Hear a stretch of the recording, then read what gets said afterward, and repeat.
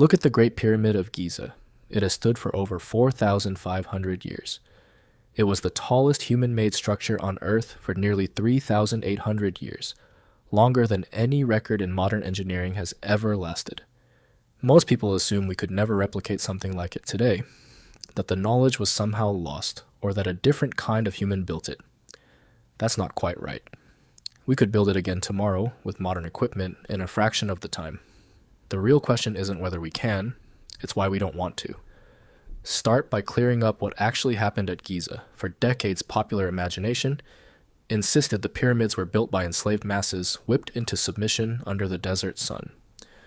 In 1988, archaeologist Mark Lanner uncovered something that overturned this entirely: a purpose-built workers' village at Heit el-Ghurab, just south of the pyramids.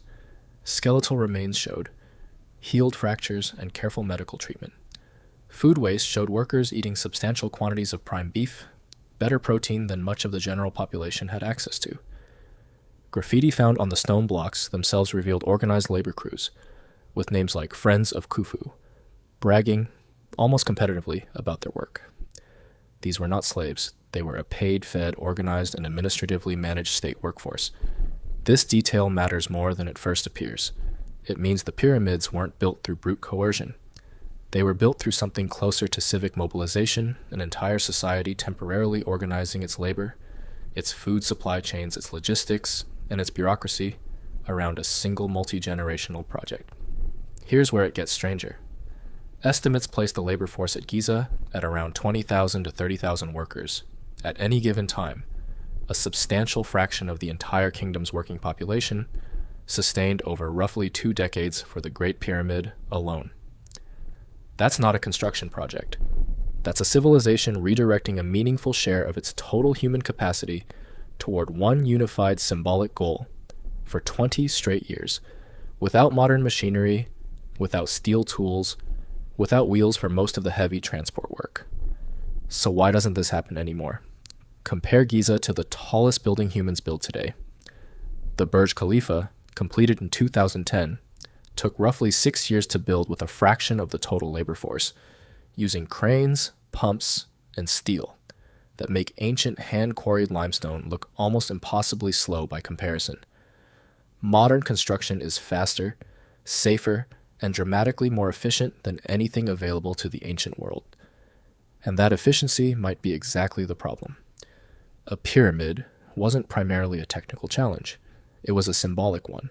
It existed to make an abstract idea, the eternal power of a god-king, physically undeniable for thousands of years. Modern societies don't organize around monarchs who require eternal monuments. They organize around markets, shareholders, and quarterly efficiency. A skyscraper is optimized to be profitable as fast as possible. A pyramid was optimized to be permanent, no matter the cost, because permanence itself was the entire point. Historian and archaeologist, observations across multiple ancient monument building societies, Egypt, Mesoamerica, ancient Mesopotamia, point to a consistent pattern. Massive multi-generational monuments tend to appear in societies with centralized religious or political authority, a large mobilizable labor surplus, and a cultural belief system that treats the monument as more important than the individual lifespan of anyone building it. Modern liberal economies are structurally organized around the opposite values: individual return on investment and a labor force that expects wages and rights on a human timescale, not a monument timescale. This is really the core of the answer. We haven't lost the ability.